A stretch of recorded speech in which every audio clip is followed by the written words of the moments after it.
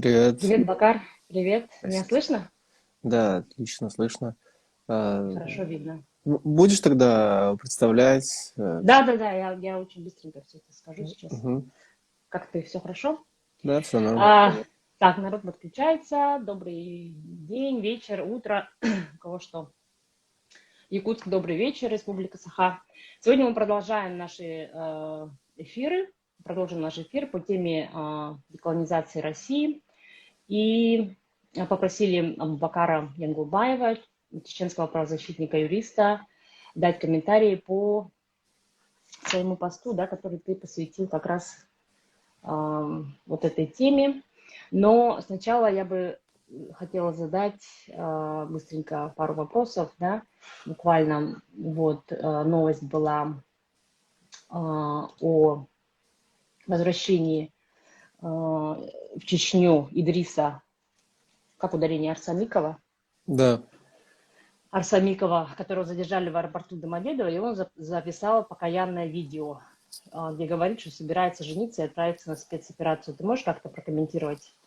Ну, то есть я уже, как сказал, история Мгм. очень похожа на то, как местная власть сбирает человека, а потом пытается снять с себя ответственность за последствия с этим человеком. Это когда, например, было с Салманом Тюцуркаевым, его Мгм. похитили, установили видео, увидели, кто похитил, было понятно, что он находится, через биллинг установили, что он находится в полку Ахмат на ее территории. И после этого, когда все стало ясно, и стало ясно, кто причастен к издевательствам над ним, он тоже выпускает видео о том, что вот отстаньте от меня, у меня все хорошо и все тому подобное. Но после этого человек вообще полностью пропадает. Тут, наверное, чуть более умнее действуют кадыровцы и немного, там, может быть, на опережение. Они используют тему войны для того, чтобы таким образом списать человека. Может быть, я имею в виду. Может, это и не произойдет, но он сказал, что он поедет на войну, но если он едет на войну, то на войне ничего не мешает человеку просто убить, расстрелять и сказать, что там умер, выполняя там какую-то задачу. Понятно. Спасибо большое за комментарий. И в настоящее, вот вчера, сегодня и завтра идет Мюнхенская конференция по безопасности. Российскую Федерацию в этом году представляет русская оппозиция в лице Ходорковского, Каспарова, Немцовой, Жанны. Что она даст, эта конференция России, Украине? А я не знаю. Нас туда не приглашали, мы не знаем, о чем там Мгм. говорили. Э, Мгм. Мгм. Как бы что они решат, наверное, они решат для себя. Нас туда никого не приглашали, и, наверное, она не для нас, а для них. Для них ты имеешь в виду для русской оппозиции? Да, ну то есть, ну, в целом для тех, кто говорит, что мы представляем именно русскую, даже не российскую, не всю страну, а именно русскую, там же они любят говорить так. Хотя не все так говорят, кстати. Например, тот же Каспаров открыто уже заявил, уже даже несколько раз, что он не против того, чтобы кто хочет, пусть уходит, кто хочет, остается, и мы двигаемся дальше. То есть поэтому, например, тот же Каспаров для меня после вот 24 февраля 2022 года, после анализа и рефреша обстоятельств, и отношений в целом к теме суверенитета считает, я полагаю, что он годен для тех же переговоров, и с ним можно разговаривать. Пошел, да? Да. Тест наш. Ну, я могу сказать, что они уже выступили, Ходорковский и Каспаров, но западную аудиторию интересовало, правильно ли опасаться краха России. На что Ирина Щербакова сказала, что эти страхи, которые распространяет сама власть в Российской Федерации, и призвала Запад их преодолеть. Да, это Скажешь? тоже очень интересно. Кремль обвиняет нас в том, что мы прозападные деколонизаторы, а оппозиция обвиняет нас, что мы кремлевские развалисты страны. Я даже не могу понять, а можем мы быть самими собой? Можно нас не причислять никому? Никто нам вообще ничего по этой деятельности, ни копейки еще даже не заплатил. И чтобы нас называть или кремлевскими, у нас не было никакого бюджетирования, ни западное ничего. То есть все это происходит чисто от того, что мы хотим свободу нашей родине, а не из-за того, что мы ищем какие-то выгоды. В плане выгод это все на самом деле не совсем-то и прикольно, потому что мы терпим некоторую критику со стороны обеих сторон. И нет, причислять нас к какой-то части, то хорошо, если вы это сказали, то приведите какие-нибудь доказательства, хоть что-нибудь. Хорошо, ну мы плавно подошли к нашей теме сегодняшней, и в одном из твоих последних постов ты предлагаешь ключевые требования к деколонизации и федерализации России. Давай А, сначала мы с терминами разберемся, да? Деколонизация и федерализация. Это а, одно и да, то же? по идее, да, но термин деколонизация, то есть, по идее, и деколонизация, и федерализация, после деколонизации может идти и федерализация. Ну, то есть, если мы говорим про создание федеративного государства, это в первую очередь добровольный союз независимых суверенных Мгм. государств других. То есть, если говорить про Россию, то каждый регион, по идее, представляется суверенным государством, которое добровольно якобы вошло в эту страну и вместе вот сосуществует с остальными в большом союзе федеративном. Мгм. Деколонизация, если приходить там, к классическому термину, мы его уже определяли, это когда одно государство, которое там, имеет колонии, освобождает эти колонии от своего влияния, и все, они становятся свободными. Но на данный момент и деколонизация, и федерализация для России взаимосвязаны. Это не Мгм. что-то отдельное или что-то совсем разное. То есть, если мы говорим о федерализации, это означает, что регионам должны дать право провести там референдумы, и чтобы они решили, чего они хотят. Они хотят оставаться или не хотят оставаться. Такой федерализации России не было никогда. Даже когда была попытка создать, ну, то есть создавали РСФСР, то есть это там, Российская Федеративная, да, Мгм. Федеративный Союз, еще после Октябрьской революции, то там не было никаких референдумов в регионах. Потом, когда Советский Союз развалился и создавалась Российская Федерация, точно так же не было никаких референдумов в регионах. То есть был референдум в Татарстане, которые выбрали быть независимыми, и потом провели аж 3 выбора в Чечне с принятием Конституции, то есть совсем Чечня вышла из России, но даже Мгм. еще до возникновения России за 2 года выходит из РСФСР, из Советского Союза, но мы уже знаем эту историю, как Россия вторгается и прям бомбами присоединяет к себе Чечню. То есть и не было, даже при создании Российской Федерации не были проведены референдумы. То есть какая-то элита, властная элита в составе 50 человек подписывала федеративный договор и входила в состав этой России. Ну, то есть никаких волеизъявлений народа не было. А вопрос как раз-таки касающийся именно решающийся через только референдум, через всенародное голосование. Вот, поэтому федерализация России нужна, потому что ее процесса федерализации не было никогда, а деколонизация необходима не только для того, чтобы, то есть как классический термин, Мгм. но и как политический, как термин образовательный, как термин экономический, финансовый, налоговый. Это, там, чтобы я уже дальше это расписываю в пунктах, и там же это можно понять. Мгм. Ну, сейчас россияне прекрасно знают слово референдум, благодаря нашему президенту. Да. Да, поэтому они уже в курсе, что это такое, осведомлены, так скажем. Ну и давай пробежим, ну, не пробежимся, да. Я буду каждый озвучивать, и ты будешь комментировать, да, что это и как. А Можно после просто этого, да, все назвать сначала. всем назвать. Ну давай. Да. И наши зрители могут задавать вопросы, и которые мы озвучим ближе к концу нашего эфира. Официальное признание колониализма, оккупации, репрессий и геноцида коренных народов и их территорий. Ну, ты это уже сказал, да, независимость. Второе, Да. независимость, да, регионам. признание права на полное или частичное самоопределение и суверенитет субъектов страны. Третье – вывод российского военного контингента и вооруженных сил. Четвертое – право на армию, денуклеаризация и равное распределение вооружения из расчета на душу населения.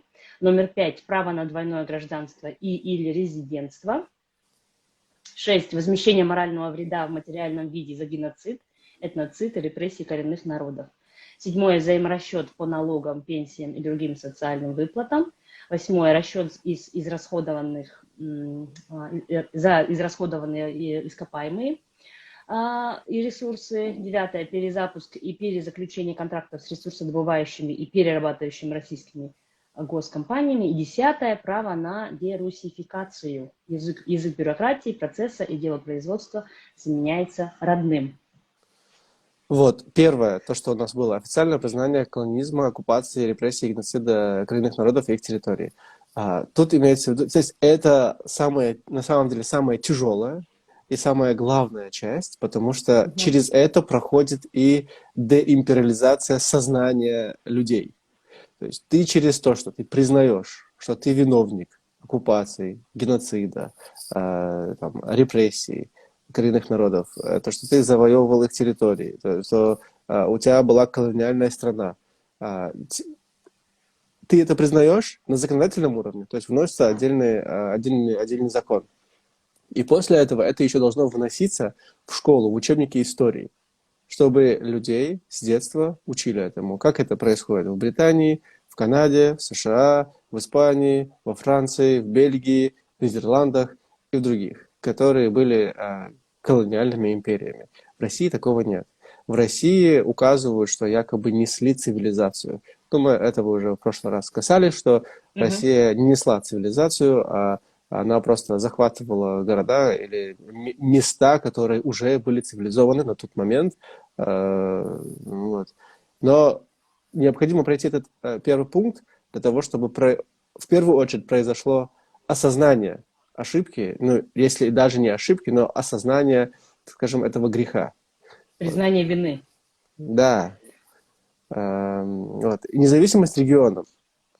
Тут про признание права на полное или частичное самоопределение и суверенитет субъектов страны. То есть все имеют право либо выйти, либо остаться. И от него уже дальше уходят отдельные пункты. Но что имеется в виду? Нет обязательства, чтобы прям все вышли. Уходят только те, кто хочет. И опять же, везде должны быть проведены референдумы. Если кто-то захотел остаться, но все равно их полномочия должны быть намного шире, чем они есть сейчас. То есть, понятное дело, те, кто уходят, они и так суверенные государства, тут вообще вопрос не обсуждается, в их политику нельзя лезть и на них влиять. А вот и те, которые остались, ну, например, останется какой-нибудь регион, это не значит, что все это становится опять губернией, которая полностью опять становится колонией Москвы, и все туда уходит. Нет. Этот регион тоже должен иметь полномочия, автономии, и они должны быть широкими, которых не было никогда. Россия никогда не была федеративной. Вот. Так что я к тому, что деколонизация – это не обязательно, что страна развалилась, все разошлись, и федерализация – это не значит, что все остались. Это должно пройти через референдумы. И если кто-то захотел уйти, он уходит. Кто-то захотел остаться, он остался. Может быть так, что все захотят остаться, только захотят широкие полномочия и автономии. А может быть, все захотят уйти. А может быть, захотят уйти 2, 3, 4 региона, а все остальные захотят остаться. И это то, как раз о чем говорил еще Гарри Каспаров где-то месяца 4 назад, по-моему, что кто хочет уйти, должен уходить. А кто остается, мы занимаемся децентрализацией и федерализацией страны, которой не было. Следующее. Вывод российского контингента, военного контингента и вооруженных сил. Это уже больше относится к тем субъектам, которые захотят выйти и станут независимыми государствами. То есть в этих уже, так скажем, новых государствах должны быть вооруженные силы только тех стран, с которыми они заключат оборонительные союзы. Если с Россией заключит, например, Саха заключит с Россией этот оборонительный союз, пожалуйста, они там могут находиться. Если не захочет и заключит этот договор там, с Канадой, или же с Соединенными Штатами, или с Японией, ну, не ва, хотя у Японии, по-моему, нет армии, только береговая оборона. Ну, в общем, регион уже как новое государство самостоятельно решает, с кем им защищать себя. И никто лезть туда не может. И поэтому, конечно же, военный контингент должен быть выведен с территории новообразовавшихся стран, если такие будут. Право на армию, денуклеаризация и равное распределение вооружений из расчета на душу населения. Ну, то есть право на армию, тут тоже история о том, что несмотря на то, что будет этот регион независимым или он будет в составе федерации, если мы говорим о широких полномочиях, то это означает, что даже если, то есть мы понимаем, что если суверенное государство, то право на армию даже не обсуждается, а если оно находится внутри, осталось внутри федерации, то даже в этом случае у этого региона должна быть своя армия, как сейчас есть свое МВД, своя Росгвардия, свои пожарники, свои суды, свои эти самые прокуратуры, следственные комитеты и так далее. А армии нет. У нас получается армия только вот именно из Москвы. То есть если мы будем говорить имперская, а своей армии нет. И это как раз речь о том, когда говорят, когда, например, Саха, Бурятию, и другие азиатские, североазиатские регионы пугают Китаем. А почему может быть угроза, даже если есть? Я не говорю, что она, скорее всего, она на самом деле нет, потому что у нас есть страны, которые находятся под боком у Китая, и ничего не происходит. Но какие условия за все это время нахождения в составе России созданы для регионов, для субъектов, для национальных республик, чтобы они были способны защищать себя, если выйдут из состава? То есть собственная армия не развивалась, самозащита не... То есть регионы не обучались тому, чтобы они могли защищать себя. Даже в Украине, будучи Украина является унитарным государством, это не федерация, даже у них есть тероборона, то есть так называемая территориальная оборона на месте. В России этого нет. То есть в России именно чисто отправляется какая-то армия в какой-то регион, и эта армия именно от, так скажем, титульной части страны. Вот. И поэтому необходимо развивать историю с собственными армиями. Тем более сейчас к этому есть хорошие предпосылки, когда создаются эти нацбатальоны. А что мешало до сих пор создавать нацбатальоны для того, чтобы и их развивать, чтобы у каждого региона была своя армия? В чем проблема? Я в этом проблеме не... Конечно, мне скажут, что вот как ты это себе представляешь, будет бандитизм. Да не будет бандитизма. Почему вы сразу боитесь какого-то бандитизма, если регион имеет какую-то свою силу для самообороны? Вам, значит, можно иметь армию, вам можно иметь ядерное оружие, а нам нельзя иметь ничего. И из этого, исходя, естественно, денуклеаризация, чтобы Россия больше никогда не угрожала ядерной войной и апокалипсисом всемирным, и распределение вооружения из расчета на душу населения, чтобы оно было распределено равно по всем регионам. Право на двойное гражданство или резидентство. И тут имеется в виду, то есть нужно будет решить больше для тех регионов, которые вышли из состава и хотят сохранить и российское гражданство, и хотят получить, получается, новое. Либо это будет работать так, что те, которые вышли регионы, у этих граждан будет право на резидентство в России, оставшиеся, и при этом еще новое гражданство. То есть тут нет истории о том, чтобы был взаимный запрет посещения друг друга. То есть нет, почему? Пускай ходят в гости без виз, и все нормально, все отлично. Как это, например, произошло после распада Советского Союза, и да, страны так называемого СНГ ходили друг к другу и без виз, и до сих пор это есть. Вот. Далее. Да, а то просто есть такое мнение, особенно у русских националистов, что они, вот, например, говорят о вопросе Чечни, вот мы должны построить стену, колючую проволоку, заминировать несколько гектаров территории рядом, и после этого никого не выпускать и не впускать. Нет, это работает далеко не так. И тем более у нас есть прекрасные примеры из истории Франции или из других бывших имперских стран, которые дают право бывшим, то есть людям из бывших колоний Мгм. посещать свои страны, даже получать гражданство. То есть там легкий способ. Вот.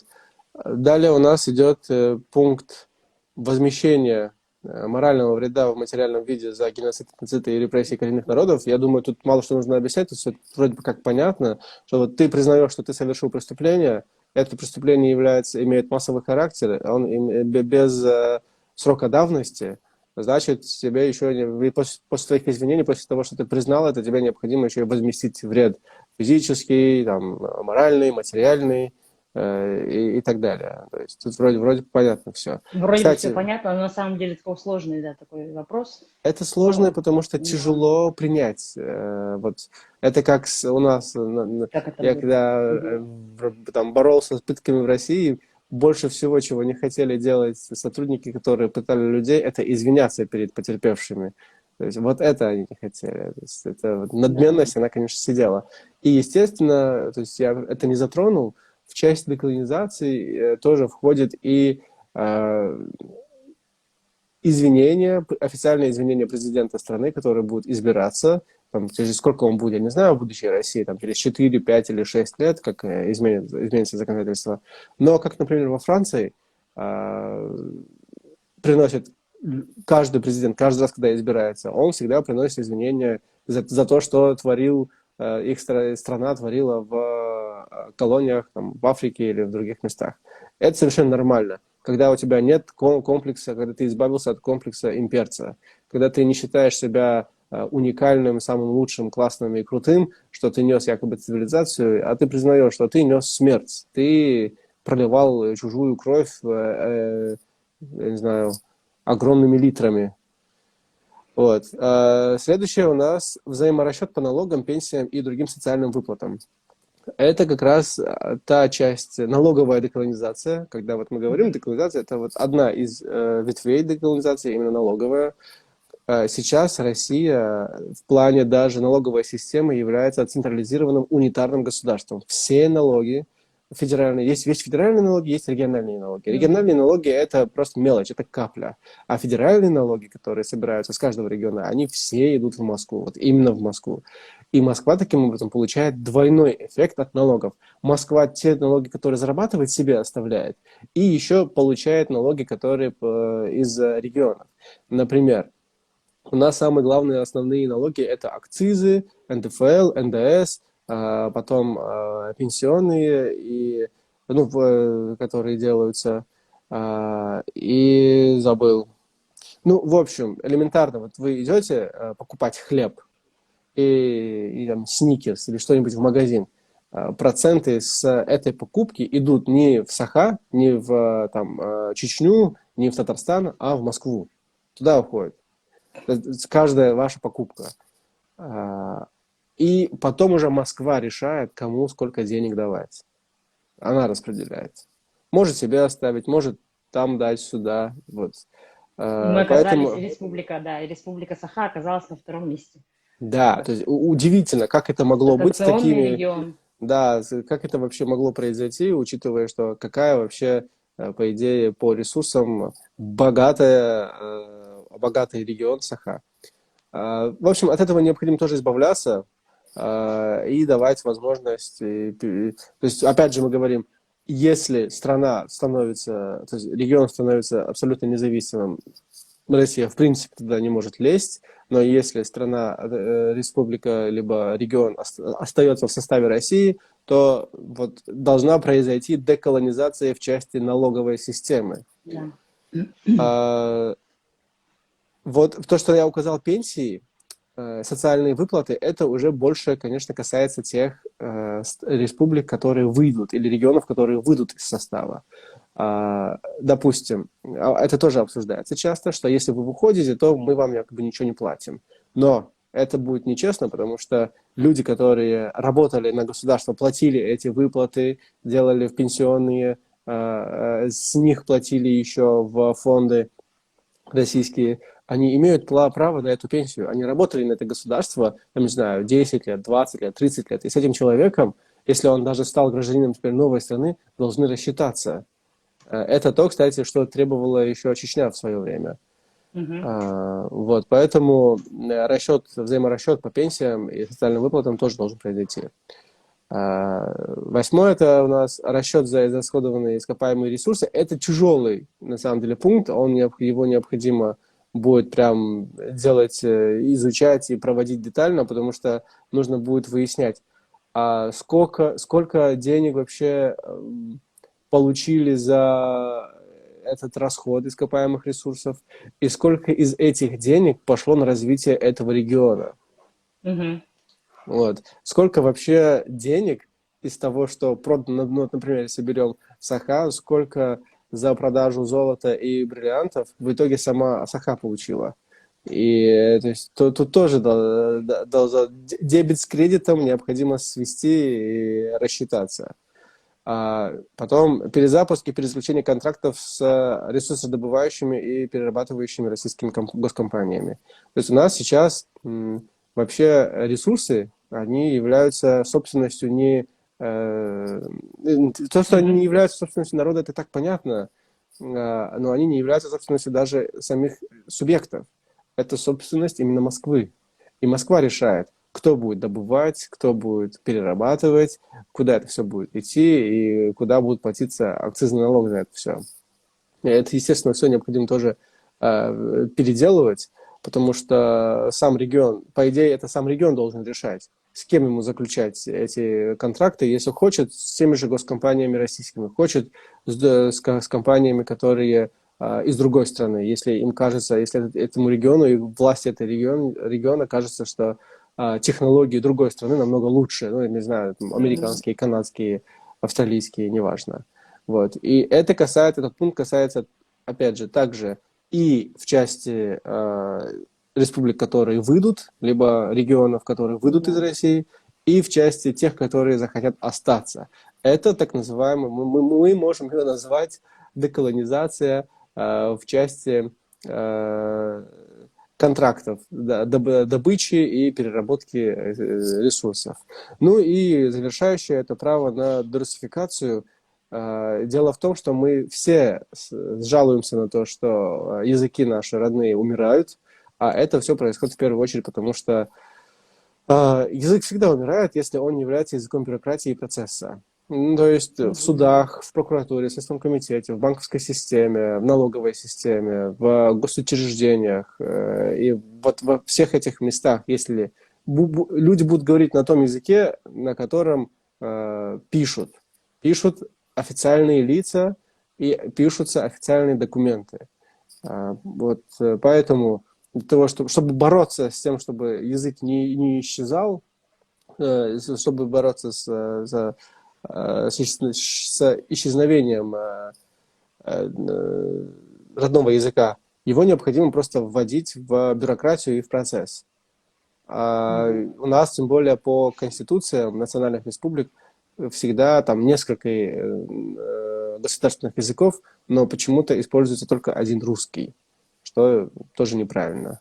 Вот это тот пункт точно так же относится и к тем, которые остались в России, в Федерации, и к тем, кто вышел, естественно. Опять же, это тоже право. И ни один из этих пунктов не является супер обязательным. Это все, это такие 10 пунктов, к которым надо бы стремиться, но каждый оставляет за собой право, что делать с этим. Может быть, им это не подходит. Поэтому либо уровень того, как, насколько и куда будет развиваться каждый из этих пунктов, тоже зависит от региона и от требований, и от того, как будет договариваться центр с субъектом. Спасибо большое. Но я думаю, что жители Республики Саха как раз проходили все это. У нас как раз вот по этим пунктам, вот я смотрю, очень многие пункты, они как раз и, когда мы принимали свой суверенитет, и на протяжении 19 лет, пока мы существовали как суверенная отдельная, а, да, отдельный регион, в общем-то, в это время и шло развитие, вот именно в этот период. То есть народ и образование развивалось, и национальная самоидентичность у нас поднималась, и языки мы начали снова, свой язык начали снова изучать. Но по прошествии вот этого, когда все это отняли у нас, естественно, все это сошло на нет. И сейчас мы, наверное, не отличаемся сильно от других регионов национальных, в этом плане. Но язык у нас, якутский язык, он есть в делопроизводстве. У нас даже вводили английский язык, если ты не знал об этом. Не Вот. знаю. Да, английский язык у нас был третий язык. Но это тоже, в этом нет ничего плохого, потому что Михаил Ефимович Николаев, он делал ставку на то, что молодежь наша, она будет сотрудничать, вот продолжать сотрудничество, о котором ты рассказываешь, даже внутри федерации, да. Республика Саха, она вела очень такую прогрессивную политику в свое время. Но, к сожалению, всего этого нет, поэтому мы все это прекрасно знаем. Я говорю за жителей Республики Саха. Вот тут спросили, кто на первом месте. На первом месте у нас кто? Дотационный регион Дагестан. Да, Дагестан, Якутия, вторая, Республика да. Саха, Камчатский край. Вот это тройка лидеров. И, Дальше идет и, и, Чечня. и третья Чечня, да. Да, Да. дальше идет И Чечня. это учитывая, что и в Дагестане, и в Чечне есть нефти очень много, и в Саха есть природных ресурсов в виде золота, бриллиантов тоже очень много. И как так получается, просто удивительно. Да. Я, наверное, озвучу некоторые вопросы, которые к нам поступили, потому что время у нас... Да, спасибо тебе большое за такой подробный разбор. Задавайте вопросы в эфире. Значит, были такие вопросы. Тут, кстати, не по теме был вопрос. Снова спрашивают про маму. Как дела у нее? Ну там продолжаются суды, сейчас тоже были в четверг и в пятницу суды, ну то есть адвокаты бьются на процессах, ну, пока все на тех же местах, то есть пока ничего не меняется. Дело, оно то есть, как-то заступорилось, оно в волоките, и очень-очень тяга развивается, я даже не знаю, то есть как будто бы тянут время. А как у нее со здоровьем сейчас? Дела? У нее же гепатит, Точно да? так же, как было, ну, то Диабет, то есть, есть. Диабет, да, извиняюсь. Да, она. это все есть, и при этом не дают возможность, естественно, лечиться. Она, по идее, не должна находиться в СИЗО, она должна находиться в больнице, и чтобы пройти лечение, проверку и остальные процедуры. Но Ой, это кошмар, да. Значит, ну, я надеюсь, мы все очень надеемся, переживаем за нее, что в ближайшие буквально недели что-то решится. Ну, адвокаты у вас, ты да, доволен, там да, все их нормально, работой? да, все нормально. Так, значит, был такой вопрос, планируете ли вы поднять данную тему, это общую нашу тему деколонизации, через мировые СМИ, средства массовой информации? Да, конечно. Ты Ну, то есть, общаешься с журналистами? совершенно спокойно, но то есть, ну, то это уже наши с тобой закулисные темы, к этому Да. готовимся, ну, то есть все впереди еще. То есть Работа идет. мы еще получим хейт и со стороны Кремля, и со стороны именно русской. Я не называю ее российской оппозицией даже. Это именно русская оппозиция, которая говорит только о русских. Вот в чем дело. Они не говорят о нас, они говорят только о себе. Это нужно понять. Они будут пока жаловаться на нас, Кремль будет жаловаться на нас, и все будут говорить друг на друга, что вот мы являемся агентами то ли Кремля, то ли Госдепа, и вот Ну, непонятно. разберитесь уже, Да. кому Почему мы почему. не можем... Мы... Почему ты не можешь быть агенткой Саха, а я не могу быть агентом Чечни? Вот это я не понимаю. Допустим, если в будущем будут называть иностранными агентами, то я хочу быть иностранным агентом от Чечни, и я думаю, ты, например, от Саха. Так, мне Да, с кажется, было бы более удовольствием. интересно. Ну и следующий вопрос, он связан тоже вот с тем, что ты сейчас озвучил. Как сделать так, чтобы русская оппозиция нас услышала? Кричать. Другой возможности нет. Они будут стараться, они даже сейчас делают все, что для того, чтобы мы либо заткнулись, они нас блокируют, они нам не дают возможности говорить именно про эту тему. Опять же, не все. Опять же, не все.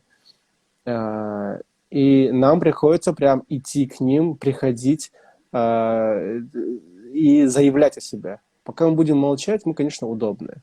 Мы молчим и молчали, там, условно говоря, конечно, это не так. Но вот после того, как произошла война в Чечне, и только лишь потому, что регион захотел суверенитета, все регионы увидели и такие, не-не-не, нам такое не надо. И все. То есть на этом страхе и держится и это централизация России. Но не надо бояться, нужно двигаться дальше, в любом случае, хотя бы для будущего, потому что жить в таких условиях это уже невозможно. Тебя обкрадывают, а еще и называют нищим, неспособным ничего сделать, еще и обзывают дотационным. Это, то есть я с такими названиями о себе не хочу жить в такой стране. Как так получилось вообще? Почему Москва, которая не имеет никаких ресурсов, такая богатая, а вот регионы, у которых есть потенциал высокий, они нищие. Вот. Поэтому нужно просто заявлять, говорить, писать, проводить эфиры в том числе, может быть, создавать организации по деколонизации и просто двигаться дальше. Да, что-то делать, не молчать, не сидеть, не молчать. Люди просто нам пишут, что вот вы в этой теме немножечко уже в этой агрессии своей, да, но это не агрессия, это защитная реакция. Я вот не Это, понимаю, вот почему, например, можно говорить о независимости бывших уже республик Советского Союза, но нельзя говорить о будущей независимости республик Российской Федерации. В чем разница? Вот это я не понимаю. Почему Беларусь имеет право на самоопределение, а Саха или Чечня, которые культурно и религиозно абсолютно другие, отличаются от России, они не имеют права? Что территория, у Саха, что территория маленькая, в отличие от Беларуси, что ли? Или каких-то ресурсов не хватает, или людей как-то прям очень мало, чтобы образоваться в государстве. Ну, что за чепуха? И почему говорить о своих правах, почему отстаивать и защищать себя является агрессией? Почему то, что вы творили, то, что вы колонизировали, геноцидили, этноцидили, не давали никаких прав, возможности развиваться, культивировали диктатуру в этих регионах, например, в Чечне. Почему это не агрессия? Почему вы не выступаете против этого? Вот это тоже для меня, конечно, удивительно.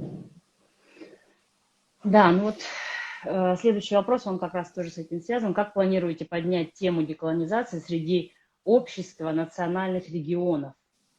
Так как мы ее понимаем, мы этим и занимаемся. Мы работаем с людьми, Тут, общаемся.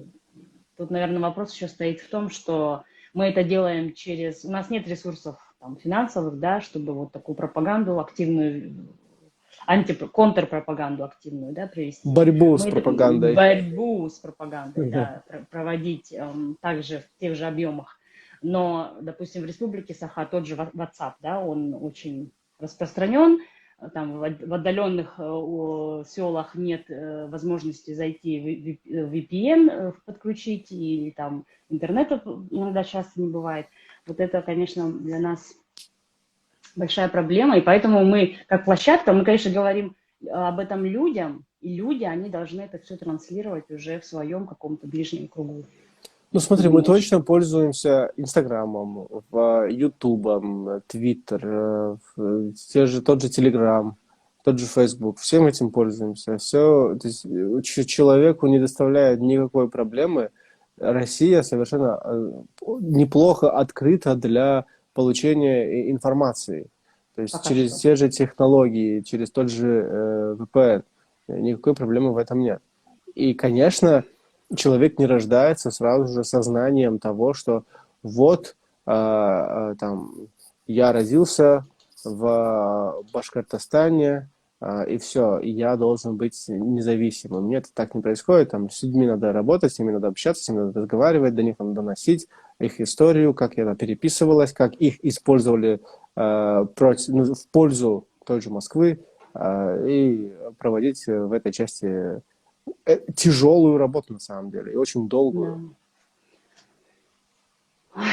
Ой, прям действительно не одни вздохи. Но ничего, мы работаем, продолжаем.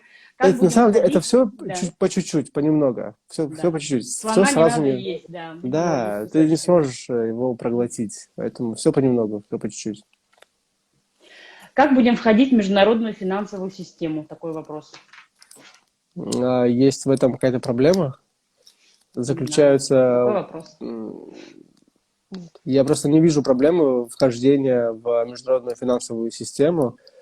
Можно либо Ну, взять... тут, ну да, продолжай. Мгм. Можно взять примеры и помощь от уже состоявшихся новых государств. То есть мы же будем не первыми далеко. Мы можем взять самый свежий пример развала Советского Союза и что там происходило, что Грузия делала. Например, для Чечни более актуальным будет пример с Грузией.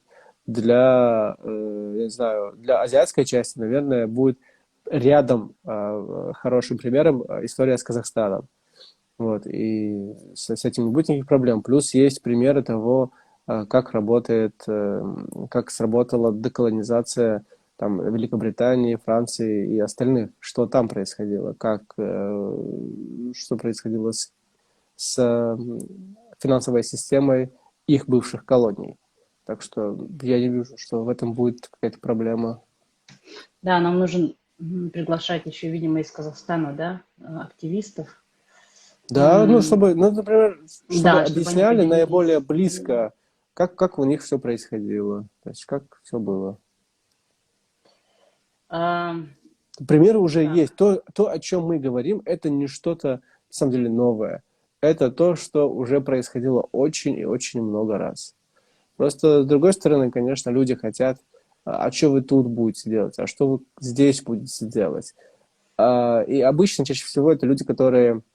Ну, сейчас я не говорю, что вот этот человек, который задал этот вопрос, что он там противник.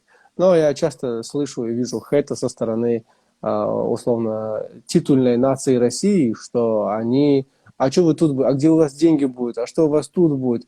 И я такой думаю, слушай, чувак, ты А у и вас так моря нас... нет.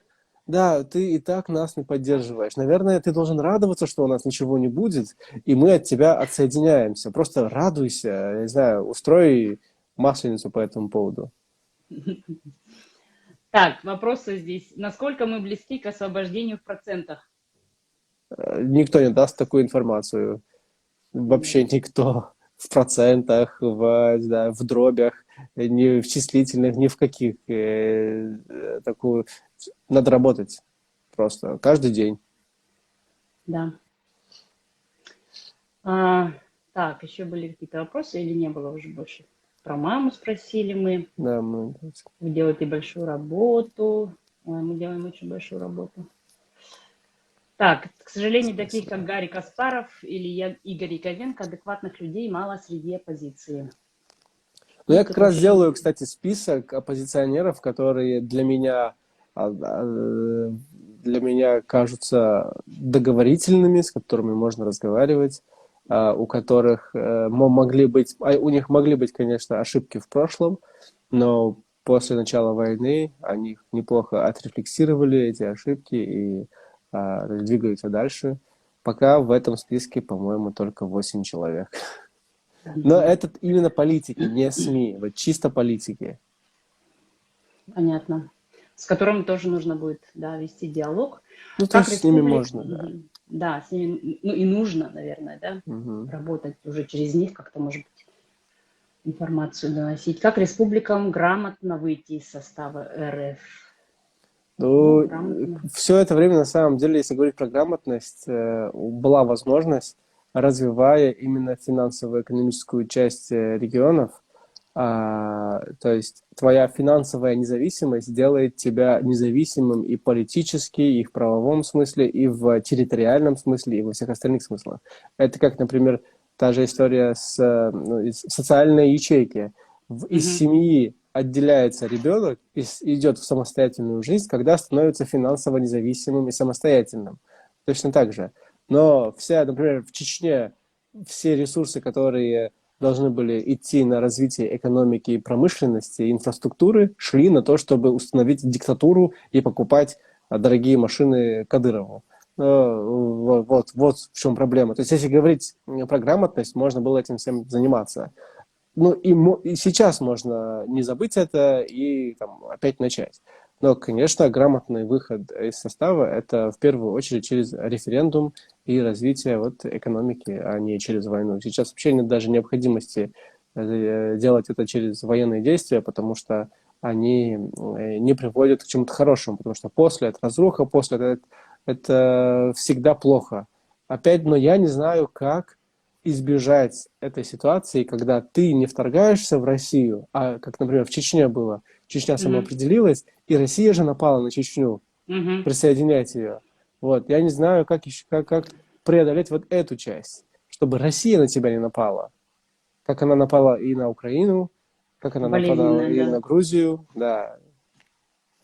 Но нельзя как бы нельзя исключать этот вариант тоже, потому Вариант что мы же какой? вариант нападения на нас. Конечно, нельзя. Я поэтому говорю, что надо Мгм. и в этой части работать. То Тем более есть примеры, да, тоже работают. предугадывать, да, предусматривать это. И Ну вот мы говорим референдум, вот это все, но это же люди будут выбирать. Пока люди да. сами к этому не придут, вот мы с тобой рассказываем, хорошо, мы это понимаем, а люди-то в массе своей, они это понимают, что вот с этим-то делать? Нужно менять людей. Люди, Вот это которые и есть сейчас, да, борьба. Это и есть борьба с пропагандой. Пропаганда наговорила людям о том, что им хорошо быть в огромной великой стране и желательно в этой великой стране быть русским. Ну, то есть так принято в России. А наша задача бороться с этой пропагандой и говорить, что не надо быть ни русским, ни россиянином. Надо оставаться самим собой. Почему я, например, будучи кавказцем, должен называться россиянином? С чего это вдруг? Для меня русский и россиянин – это однокоренное слово с одной этимологией, и на другой язык, если переводить, это одно слово. Одно слово имеет, и чаще всего это имеется в виду русские.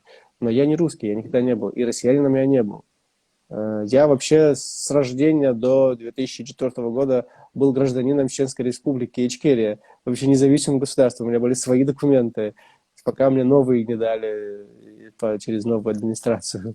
Так что я, такое же мнение у меня и насчет, в том числе и азиат России. Почему они должны быть россиянами, я тоже не понимаю. ну, мы же исходим как бы из такого формального, вернее, мы же часть России, поэтому мы и россияне, но даже этого не признают. Не, Говорят, что я, вы если русские, теперь мы русские. Дело в том, что просто, понимаете, э, это как ты принимаешь одну часть, да? Ты признаешь, что ты россиянин или россиянка? Да, признаю. Ну вот видишь, на самом деле это еще и русский означает. Так что тебе мешает? В чем проблема? А возможно ли проведение честного референдума? Или, может, Да. опять автобусами нагонят голоса? Ну, опять же, тут уже как все будет работать. Если люди, которые будут на местах, будут бороться с этим, будут пресекать это, то возможно. Вот, например, в Татарстане в 92 году провели честный референдум. В Чечне провели 3 выбора.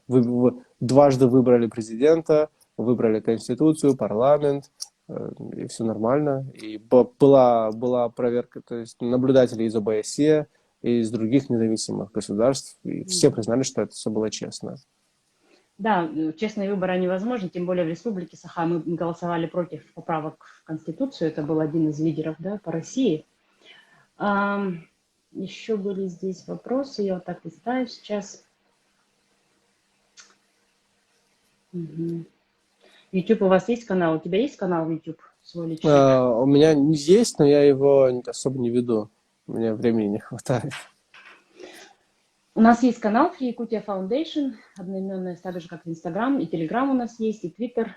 Все вот одно название у нас. Единственное, что ходят слухи, что YouTube хотят закрыть. Не знаю, насколько это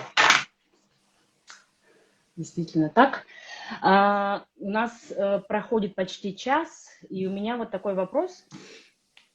Мы подходим к годовщине агрессии России в Украине, вооруженных сил России в Украине. Вот итоги года подводить, конечно, грустно, потому что это год войны, много потерь, и война продолжается. Как ты думаешь, вот с речью выйдет Путин 22-21 февраля, уже послезавтра? Что будет? Твои прогнозы? Прогнозы делать сложно, мы не военные никакие, не аналитики, но тем не менее, какое твое мнение? Война закончится в этом году? Что Путин нам скажет? Ну, я тут придерживаюсь лучше прогноза Зеленского, который сказал, что вот в этом году действительно война закончится. Но я не знаю, есть специалисты, которые прогнозируют еще несколько лет этой войне. Потому что Путин сдаваться не будет, он не хочет, он не проигрывал ни одну войну, и он хочет войти в историю как великий победитель и самый крутой человек в истории России.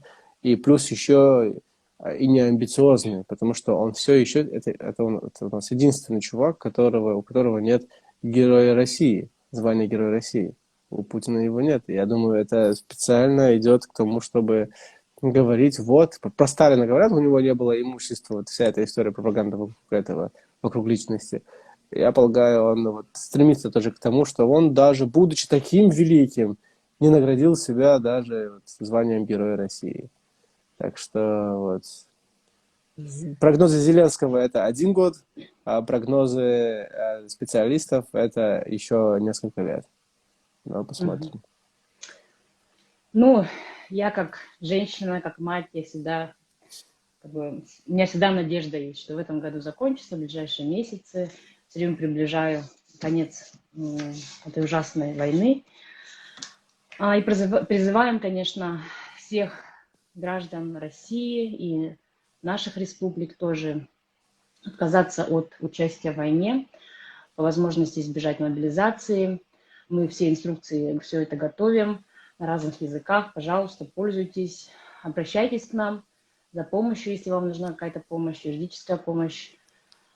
Ну, что еще пожелать? Что ты еще скажешь, Макар? Чтобы все остались живы и здоровы. И никто Да. не... Ну, то есть я поддерживаю все твои поинты о том, что ехать на войну не надо, тем более на войну, где ты воюешь за расширение мира, который тебя же уничтожает, тебя же этноцидит, тебя же стирает, как этнос, как национальность, как культуру. Тебя этот мир не терпит, и сейчас отправляет на то, чтобы ты еще и воевал и умирал за это. И вот важное, что я бы хотел сказать еще, сегодня, если мы не будем бороться за себя, завтра мы будем умирать за вот этот вот русский мир. Это Да. важно понять, что за чужой мир воевать не надо. Надо строить и оберегать свой. Совершенно верно. Ну и, конечно же, очень важно нам сохранить себя, да, сохранить свой народ, потому что работы будет очень много. Спасибо большое, Бакар. Да. Пожалуйста, и тебе Еще спасибо вам. раз. Да. Да. Мы продолжим эфиры, у нас будут еще гости, поэтому следите, пожалуйста, за анонсами, подписывайтесь на наши каналы. Всего доброго. Нет До войне. свидания. Пока. Удачи.